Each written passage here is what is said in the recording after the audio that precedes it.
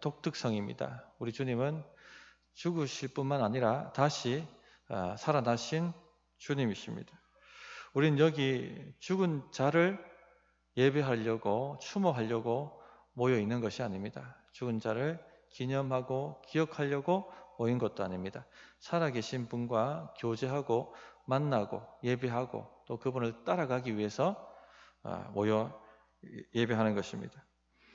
우리는 부활하신 주님과 만나야 하고 또 교제해야 합니다. 그렇게 해야지 우리가 참 생명을 얻고 살 수가 있습니다. 그런데 주님이 죽으시고 다시 살아나시지 않은 것처럼 살아가는 신자들이 있습니다. 주님과 어떤 만남도 없고 어떤 교제도 없고 세상을 옛날 옛 습관 그 모습 그대로 그냥 살아갑니다. 염려하고 걱정하고 두려워하고 답답해하고 좌절하고 슬퍼하고 절망하고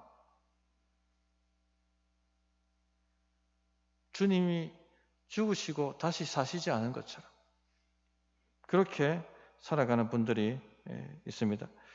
꼭 오늘 엠마오로 내려가는 두 제자의 모습과 같습니다. 그러나 이 제자들이 부활의 주님을 만나고 난 다음 삶이 완전히 바뀌어지죠. 염려나 걱정이나 두려움이나 슬픔이나 좌절이나 절망이나 이런 것은 사라져 버립니다. 사명감에 다시 예루살렘으로 돌아가고 그들의 자리에 있어야 될 자리를 지키고 공동체를 회복하고 부활의 복음을 나누는 사명자의 삶을 살아가게 되는 것이죠. 우리 성도님들, 오늘 메시지의 핵심은 부활의 주님을 만나야 한다는 것입니다. 오늘 이 엠마오로 내려가는 제자들을 만나신 부활의 주님에 관한 말씀을 통해서 저는 부활의 주님을 만나야 한다는 것에 대한 필요성을 말씀드리고자 합니다. 첫째, 부활의 주님을 만나지 못하면 소망 없는 삶을 살게 되어 있습니다. 엠마오로 내려가는 두 제자가 그 모습을 대표적으로 보여주는 것입니다. 이들이 왜 엠마오로 내려갑니까? 절망하기 때문에, 슬프기 때문에 그런 것이죠. 13절 보시면 그날에 그들 중 둘이 예루살렘에서 25리 되는 엠마오를 하는 마을로 가면서 라고 말씀하고 있습니다. 그날이 언제입니까? 6월절 안식일 다음 날을 얘기합니다. 우리 주님은 6월절 금요일 날 십자가에 못 박혀 죽으셨습니다. 그리고 6월절 안식일이 지나고 오늘 지금 우리 주일이죠. 주일 새벽에 부활하셨습니다. 그런데 이 제자들은 6월절 안식이 끝난 다음 날, 즉 주일날 끝나자마자 6월절 축제가 끝나자마자 짐을 싸실머지고 집으로 돌아갑니다. 아마 엠마오가 집이었을 것입니다. 왜 6월절 축제가 끝나자마자 짐을 싸고 내려갈까요? 보통 제자들은 6월절 축제를 끝나고 나도 좀 더 시간을 보냅니다. 무교절을 지킵니다. 그런데 왜 내려갈까요? 모든 것이 끝났다, 소망이 없다, 이런 마음인 거죠. 야구 좋아하시는 분 계신지 모르겠습니다만 홈팀이 엄청난 스코어로 지고 있으면 8회가 되면 관중들이 어떻게 합니까? 홈 관중들이 집으로 갑니다. 짐 싸들고. 끝났다, 졌다, 이길 가능성이 없다. 지금 엠마오로 내려가는 제자들은 이런 마음입니다. 끝났다, 소망이 끝났고 더 이상 기대할 바가 없다, 집으로 가자 하고 내려가는 것이죠. 이들의 말을 들어보면 그것이 더 확실하다는 것을 알 수가 있습니다. 19절 21절에 그들의 말이 나오는데 이르되 나사렛 예수의 이르니 그는 하나님과 모든 백성 앞에서 말과 일에 능하신 선지자이거늘 우리 대제사장들과 관리들이 사형 판결에 넘겨주어 십자가에 못 박았느니라. 우리는 이 사람이 이스라엘을 속량할 자라고 바랐노라. 그 다음 말이 뭐겠습니까? 그런데 죽었다, 끝났다, 그런 슬픔과 실망과 좌절이 담겨 있는 것이죠. 그들은 예수님을 로마 제국에서 이스라엘을 건져낼, 그리고 이스라엘 대제국을 이룰 모세 같은 선지자라고 여겼습니다. 그런데 빌라도의 손에, 로마 총독 빌라도의 손에 힘 한 번 제대로 쓰지 못하고 허무하게 죽는 것을 보았습니다. 모든 것이 끝났다. 이길 가망이 없다. 이런 것입니다. 성도님들, 부활의 주님을 만나지 못하면 이런 삶을 벗어날 수가 없습니다. 슬픔과 좌절을 벗어날 수가 없습니다. 희망도 소망도 없습니다. 절망을 벗어날 수가 없습니다. 예수님도 그 일과 말에 능하신 선지자도 이 문제 해결하지 못했는데 무슨 소망이 있고 무슨 희망이 있고 무슨 승리가 있겠습니까? 앞이 캄캄할 뿐이죠. 그래서 부활의 주님을 만나지 못하면 이런 슬픔과 절망과 좌절의 삶을 벗어날 수가 없는 것입니다.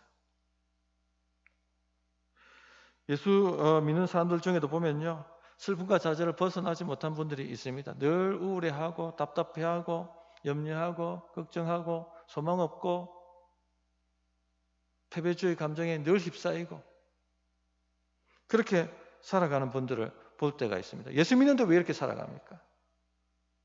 꼭 주님이 죽으시고 다시 사시지 않은 것처럼. 부활의 주님을 제대로 만나지 못했기 때문에 이런 삶을 벗어날 수가 없는 것이죠. 성도님들, 기독교가 전하는 가장 강력한 메시지가 뭔지 아십니까? 주님이 다시 살아나셨다는 것입니다. 주님이 부활하셨다는 것입니다. 부활하신 주님을 바라보셔야 합니다. 그렇지 않으면 문제를 묵상하는 삶을 벗어날 수가 없습니다. 늘 죽음과 문제를 묵상하는 그런 삶을 살 수밖에 없어요. 오늘 엠마오로 내려가는 제자들이 무엇을 묵상하고 있습니까? 그 엠마오로 가는 25리의 길을 걸어가면서 생각이 무엇에 고정되어 있습니까? 문제에 고정되어 있습니다. 14절 보시면 이 모든 된 일을 서로 이야기하더라. 그들이 하는 이야기가 뭡니까? 이 모든 된 일. 이 모든 된 일이 무엇입니까? 예수님께서 말과 일에 능하신 모세 같은 선지자라고 믿었는데, 이스라엘의 속량한 선지자라고 믿었는데 힘 한 번 제대로 쓰지 못하고 총독 빌라도의 손에 무참하게 죽임을 당하셨다. 모든 것이 끝났다. 이런 능력 많은 분도 해결하지 못했는데 어떻게 인생 문제가 해결되겠는가? 이 모든 된 일은 바로 이것입니다. 문제를 묵상하고 문제의 코를 박고 문제를 음미하고 문제의 절망을 나누고 문제의 공포를 나누고 문제의 두려움을 나누고 있는 것이죠. 우리 성도님들은 무엇을 묵상하고 계십니까? 문제를 묵상하십니까? 아니면 소망을 묵상하십니까? 죽음을 묵상하십니까? 아니면 생명을 묵상하십니까? 무엇을 묵상하고 계십니까? 주님은 다시 살아나셨습니다. 주님이 다시 살아났다면 해결 안 될 문제가 어디 있겠습니까? 무슨 문제가 우리 앞을 가로막겠습니까? 죽음인들 가로막을 수가 있겠습니까? 주님이 부활하셨다면. 그러므로 주님이 부활하셨다는 것을 믿고 부활의 주님을 만나셔야 됩니다. 그래야지 삶의 문제가 근본적으로 해결되는 것이죠. 부활하신 주님을 만나지 못하면 눈이 가려져서 우리 삶에 일어나는 여러 가지 문제들도 제대로 판단할 수 없고 주님을 제대로 알아보지도 못합니다. 엠마오로 내려가는 제자들, 이 절망에 빠진 제자들을 우리 주님이 찾아오셨어요. 가만히 내버려 두신 것이 아니라 그 길을 함께 걸어가시며 동행하셨습니다. 그러나 제자들은 주님을 알아보지 못했죠. 16절, 그 이유가 무엇입니까? 그들의 눈이 가리어져서 그인 줄 알아보지 못하거늘. 부활하신 주님의 그 육체는 완전히 좀 달라진 육체였습니다. 십자가에 죽으셨던 그 육체 그대로 부활하셨지만 타락하기 전 에덴의 모습으로 완전히 회복되어진 육체이기 때문에 완전한 육체, 창조의 질서, 원래 하나님 창조하셨던 그 모습 그대로의 완성된 육체였기 때문에 좀 달랐습니다. 그래서 제자들도 마리아도 그 주님을 보았지만 주님을 한 방에 알아채지를 못했죠. 그렇습니다. 그러나 부활하신 주님을 알아보지 못한 데는 또 다른 요인이 있습니다. 마리아의 경우를 한번 생각해 보십시다. 마리아는 무덤가에서 주님의 시체가 사라졌다고 울며 통곡하고 있었습니다. 사람들이 내 주님을 옮겨다가 어디 두었는지 내가 알지 못함이니이다 하면서 가슴을 치며 울고 슬픔에 빠져 있었습니다. 옆에 천사가 나타나서 주님이 사셨다 얘기하고 부활하신 예수님이 나타나셔서 마리아야 부르셨지만 알아채지를 못했습니다. 왜 그렇습니까? 주님이 죽으셨다는 것에 온 마음이 함몰되어 있었기 때문에 눈이 가려져서 알아채지 못한 것입니다. 우리가 어떤 문제, 절망의 문제에 완전히 마음이 함몰되어 있으면 눈이 가려져 버립니다. 제대로 판단 내리지 못하는 것이죠.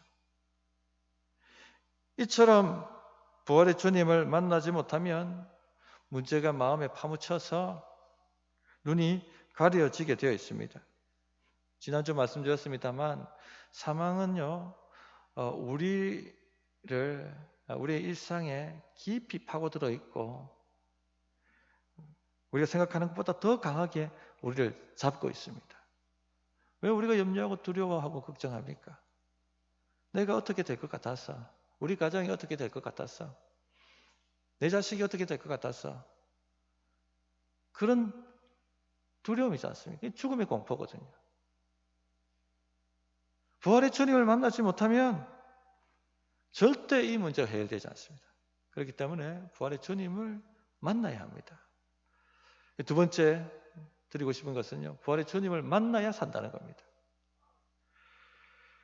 감사한 것은 우리 주님께서, 부활하신 주님께서 엠마오로 내려가는 절망에 빠진 제자들을 내버려 두시지 않고 찾으셨다는 것이죠. 따라가셔서 찾으시고 그들을 회복시켜 주셨다 하는 것입니다. 오늘날도 우리 주님은 그렇게 하십니다. 자, 15절 한번 보십시오. 그들이 서로 이야기하며 문의할 때에 예수께서 가까이 이르러 그들과 동행하시나. 찾아가셨습니다. 가까이 가셨고 그들과 동행하셨습니다. 동행하시면서 무엇 하셨습니까? 그들이 하는 넋두리, 그들이 하는 하소연, 그들이 하는 절망의 말, 슬픔의 말들을 다 그냥 듣고 계셨습니다. 우리 주님은 지금도 그렇게 하십니다. 우리가 내뱉는 독백과 넋두리와 슬픔과 좌절과 절망의 참 말들을 들으십니다. 우리가 하는 대화를 들으시고 우리가 어떤 상태인지, 무엇이 우리 눈을 가리고 있는지 하는 모든 것들을 아시는 것이죠. 알고 계시고 그냥 손 놓고 계신 것이 아니라 개입하십니다. 말씀을 걸어오시는 거죠. 서로 주고받고 하는 대화가 무슨 이야기냐 하고 주님께서 개입하셨습니다. 그러자 글로바라는 제자가 서서 자신들이 끙끙 앓고 있는 문제를 토해내기 시작합니다. 말하기 시작하는 것이죠. 다시 19절부터 21절을 보시면 이르실 때 무슨 일이냐? 이르되 나사렛 예수의 일이니 그는 하나님과 모든 백성 앞에서 말과 일에 행하신 선지자이거늘 우리 대제사장들과 관리들이 사형 판결에 넘겨주어 십자가에 못 박았느니라. 우리는 이 사람이 이스라엘을 속량할 자라고 바랐노라. 이뿐 아니라 이 일이 일어난 지가 사흘째요. 자신들이 예수님께 기대했던 그 기대와 절망과 좌절을 쏟아놓고 있습니다. 이스라엘 속량할 메시아 선지자라고 믿었지만 그는 허무하게 죽었고 우리 모든 기대는 끝났다. 소망이 사라졌다 하는 것을 주님께 쏟아놓고 있습니다. 사실 우리는 어떤 기대를 가지고 주님 앞에 나옵니다. 오늘 다 예배하러 오셨지만 그냥 아무 생각 없이 예배하러 오신 분은 없을 겁니다. 뭔가 기대를 가지고 예배를 하러 나오셨을 것입니다. 우리가 기도할 때도 그냥 아무 생각 없이 기도하는 사람은 없습니다. 하나님이 내 삶에 이렇게 역사해 주시기를 바라는 기대를 가지고 기도를 하죠. 우리가 신앙생활 하는 것은 모두 이런 기대를 가지고 신앙생활을 합니다. 목장으로 모이는 것도, 삶을 나누고 기도하는 것도, 말씀을 묵상하는 것도, 하나님이 내 삶에 이런 역사를 일으켜 주시기를 그런 기대하는 마음을 가지고 나와서 신앙생활 하는 것입니다. 이 제자들도 주님을 기대했습니다. 주님께서 이렇게 응답해 주시고 이렇게 역사해 주시기를 기대했죠. 그런데 제자들의 기대와 예수님의 뜻이 달랐습니다. 제자들이 생각하는 구원과 예수님이 생각하는 구원이 달랐던 것이죠. 제자들은 고난 없는 영광만 바랬습니다. 주님과 함께 높은 자리에 앉고 주님과 함께 높은 성공과 승리를 맛보는 삶을 살고 싶었습니다. 그냥 우리 주님이 램프의 요정처럼 우리가 원하는 바를 그냥 해결해 주시기를 그렇게 바랬던 것입니다. 주님과 함께 죽는다는 것 생각하지도 않았습니다. 내가 죽어야 주님이 사시고 죽어야 부활의 영광을 맛본다는 것 생각하지 않았습니다. 이해하지 못했습니다. 그래서 십자가 앞에 다 무너져 버렸던 것이죠. 혹시 우리 성도님도 우리가 기대했던 대로 응답하시지 않아서 낙심하거나 좌절하거나 절망하거나 실망하고 계신 분은 없습니까? 그렇다면요, 그 기대와 절망과 실망을 주님 앞에 쏟아 놓으십시오. 내가 이렇게 주님을 기대했는데 주님 내 기대를 이렇게 저버리셨습니다 하고 그 상한 감정들을 주님 앞에 토해 놓으시기 바랍니다. 우리 주님은 그것을 듣고 싶어 하십니다. 우리 주님은 함께 길을 걸어가시면서 엠마오의 그 두 제자가 가졌던 그 기대와 그 실망과 그로 인한 상처와 슬픔과 아픈 감정들을 다 들어주셨습니다. 쏟아놓기를 원하셨습니다. 무슨 얘기를 나누느냐? 나에게 한번 얘기해봐라. 그렇게 하셨던 것이죠. 또한 제자들은 예수님의 부활을 믿지 않았습니다. 여전히 그들 마음에 의심이 가득했고 불신이 가득했고 혼란이 가득했습니다.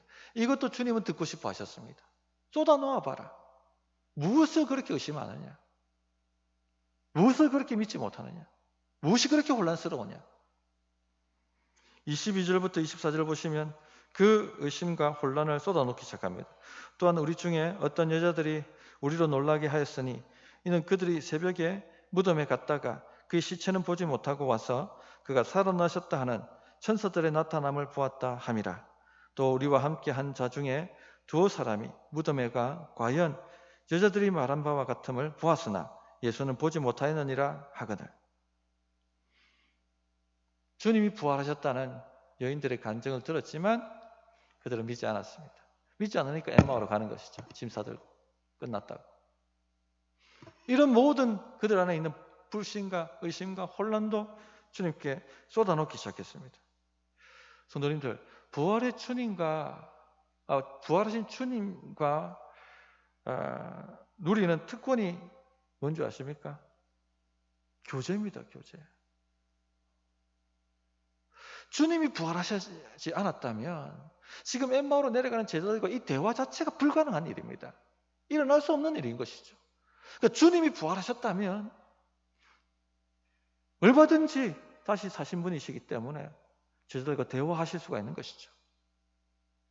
오늘도 마찬가지입니다. 주님이 부활하셨기 때문에 오늘 주를 믿는 우리에게도 주님은 이와 같은 대화를 하실 수가 있습니다.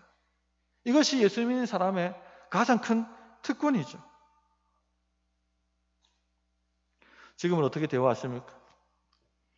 우리에게 보내신 또 다른 보혜사 성령님을 통해서 우리는 대화합니다. 성령이 오시면 말씀을 생각나게 하신다고 하셨죠. 진리로 인도하신다고 말씀하셨습니다. 지혜를 주신다고 말씀하셨습니다. 또 말씀을 들을 때 깨닫게 되고 마음이 뜨거워지게 만든다고 하셨습니다. 또한 하나님의 사랑을 우리 마음에 부어주셔서 하나님께서 우리를 버리지 않고 함께 하신다는 것, 하나님의 임재를 경험하게 만드신다고 하셨습니다. 이렇게 우리와 교제하시고 대화하시는 것입니다. 부활하신 주님과 교제의 가장 큰 핵심이 뭐냐면 말씀으로 우리를 인도하신다는 것이죠. 자, 오늘 말씀을 보십시오. 25절에 이르실 때 미련하고 선지자들이 말한 모든 것을 마음에 더디 믿는 자들이여 책망하셨어요. 왜 하나님 말씀을 믿지 못하느냐? 그러면서 말씀으로 인도하고 계십니다. 26절에 27절에 보시면 그리스도가 이런 고난을 받고 자기의 영광에 들어가야 할 것이 아니냐 하시고 이에 모세와 모든 선지자의 글로 시작하여 모든 성경에 쓴 바 자기에 관한 것을 자세히 설명하시니라. 자, 구약 성경 가지고 내려가시면서 이제 주님께서 개입하셔서 그들에게 말씀을 깨닫게 만드시는 것입니다. 구약의 어떤 본문을 가지고 그리스도를 증거하셨을까요? 십자가를 이해시키셨을까요? 부활을 이해시키셨을까요? 구약 모세오경의 가장 큰 주제가 뭡니까? 제사죠, 제사. 하나님과 우리 사이에 죄가 가로막고 있기 때문에 우리가 힘을 다해 기도해도 기도 응답이 안 되는 겁니다. 하나님과 우리 사이에 죄가 가로막고 있기 때문에 온 정성을 다해서 예배해도 그 예배가 받아들여지지 않으니까 하나님의 복이 임하지 않는 것이죠.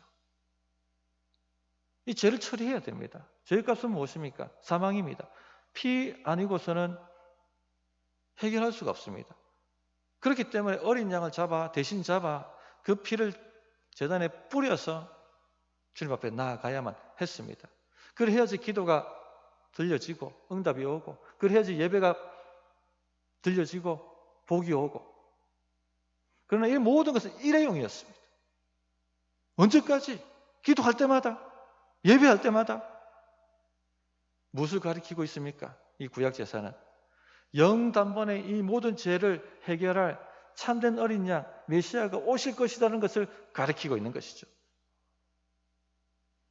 그 본문을 가지고 우리 주님은 저들에게 왜 십자가가 필요한지 하는 것을 말씀을 하셨을 것입니다. 선지서는 무엇이었을까요? 아마 이사야 53장에 종의 노래라는 본문을 가지고 말씀을 하셨을 것입니다. 이사야 53장 5절에 보면 그가 찔림은 우리의 허물 때문이요 그가 상함은 우리의 죄악 때문이라. 그가 징계를 받음으로 우리는 평화를 누리고 그가 채찍에 맞음으로 우리는 나음을 받았도다. 완전히 십자가에 대한 정확한 본문이죠. 그래서 왜 하나님의 메시아가 죽으셔야 되는지, 그리고 그가 왜 부활하셔야 되는지 하는 것을 설명해 주셨습니다. 이렇게 말씀을 풀어주시니까 이 어둡던 제자들의 마음에 불이 임해버렸습니다. 마음이 뜨거워지기 시작했습니다. 모든 의심과 좌절과 절망이 태워져 버렸습니다. 이런 역사가 나타났던 것이죠. 오늘도 동일하게 이와 같은 역사가 일어납니다. 주님은 부활하셔서 우리와 대화하십니다. 그러므로 주님께 마음을 토해놓아 보십시오. 마음이 뜨거워질 것입니다. 저는 우리 성도님들한테 강력하게 좀 권면합니다. 부활의 주님을 만나야 삽니다. 부활의 주님을 만나야 제대로 삽니다. 주님께 마음을 토해놓으십시오. 기도는요, 하나님과 대화입니다. 단지 기도문을 암송하고 주문 외우듯이 그렇게 올려드리는 것이 기도가 아닙니다. 대화입니다, 대화. 주님은 살아계신 분이에요. 그러므로 마음을 토하여 우리 안에 계신 주님께 기도해 보시기 바랍니다. 세 번째, 부활의 주님과 더 깊은 교제를 추구하십시오. 자, 주님과 동행하던 엠마오의 두 제자 드디어 엠마오에 이르렀습니다. 그런데 주님은 엠마오를 지나쳐서 가시려고 하셨습니다. 왜 그렇게 하셨을까요? 일부러 그렇게 하신 거예요. 주님 우리가 절망 가운데 있을 때 찾아오셔서 말씀으로 위로하시고 조금 세워주십니다. 그러나 손 놓고 또 지나가려고 하십니다. 왜 그렇게 하실까요? 붙잡으라는 겁니다. 붙잡으라는 거. 이제 일어났으니까 의지를 가지고 붙잡으라는 것입니다. 주님 더 머물러 주십시오. 주님 더 친밀한 교제를 원합니다. 주님을 더 알기 원합니다. 그렇게 붙잡으라는 것이죠. 엠마오로 가는 제자들이 했던 일이 무엇입니까? 주님이 지나쳐 가시려고 하니까 강건하여서 머물러 달라고 요청하고 있습니다.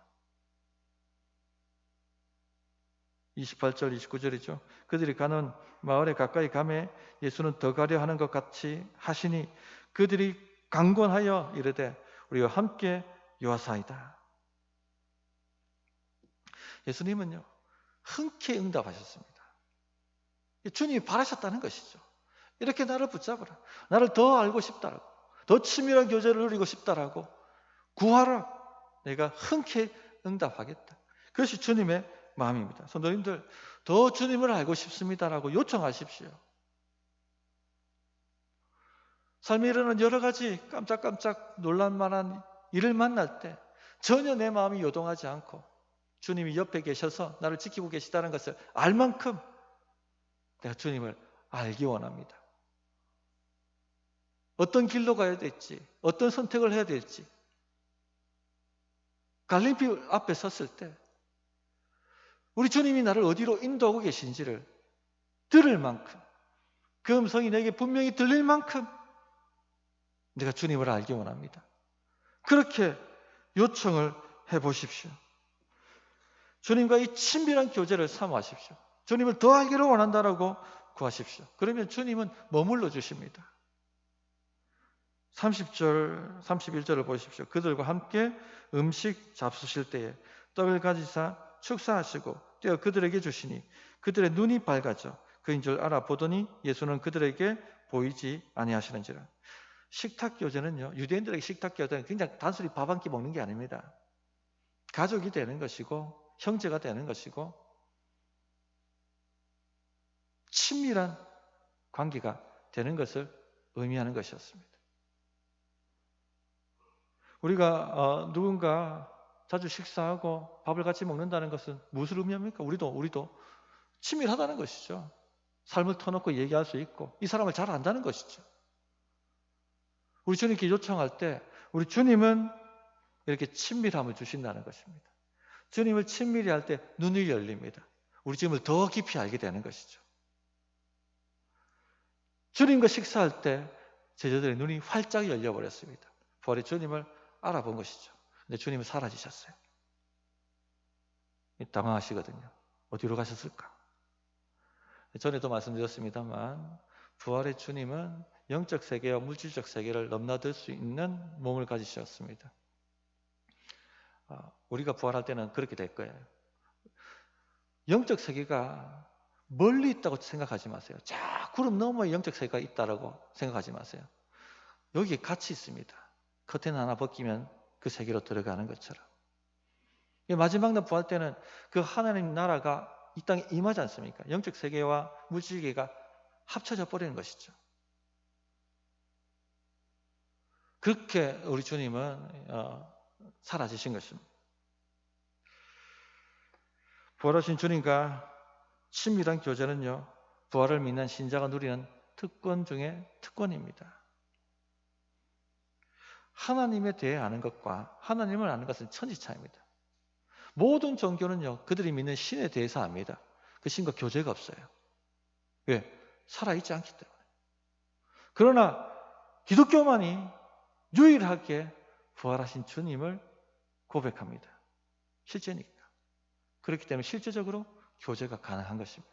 우리가 말씀드리고 주님은 우리에게 우리 마음에 말씀하실 수가 있는 것이죠. 그러면 앞에서 말씀드렸던 것처럼 기도와 말씀 묵상으로 주님과 대화하십시오. 우리 주님은 죽은 스승이 아니라 살아있는 주님이십니다. 기도 중에 주님과 소통하고 있다고 느껴지십니까? 기도 가운데, 예배 가운데 주의 임재가 느껴지십니까? 기도하고 나면 인생의 짐이 가벼워져 있습니까? 기도하고 나면 그렇게 풀리지 않을 것 같은 실타래에 얽혀 있는 것 같은 인생의 문제들이 살살 풀리는 것을 경험하고 있습니까?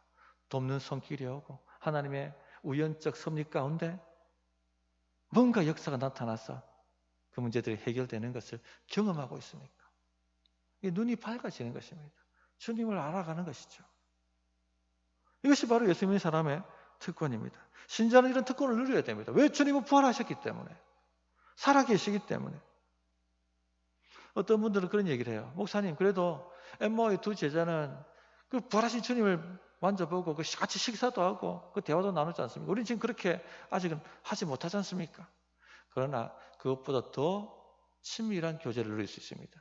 성령이 우리 안에 오셔서 우리 안에 나누고 하는 것은요, 주님이 부활하신 그 주님의 육체적 부활과 함께 하는 것보다 더 깊죠. 왜?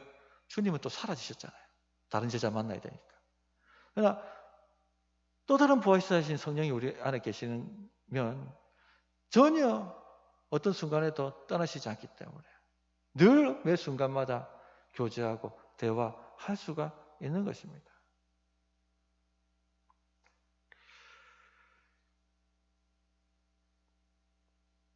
주님과 식탁 교제를 하고 부활하신 주님을 알아본 제자들은요, 마음에 불이 올라왔습니다. 그리고 그 날 밤에 예루살렘으로 돌아갑니다. 유대인들은 밤에 여행하지 않습니다.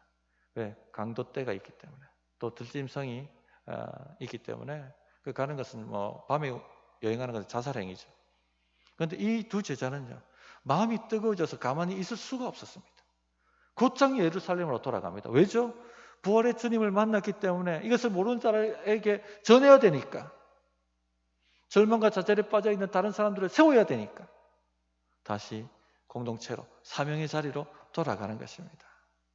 그리고 부활의 주님을 전파하기 시작한 것이죠. 이 놀라운 변하지 않습니까? 이런 삶이 우리가 살아가야 될 삶입니다. 이런 삶이 진짜 재밌어요. 결론은 간단합니다. 부활의 주님을 만나야 한다는 것입니다. 우리 주님은 죽으신 분이 아니라 살아계신 분이십니다.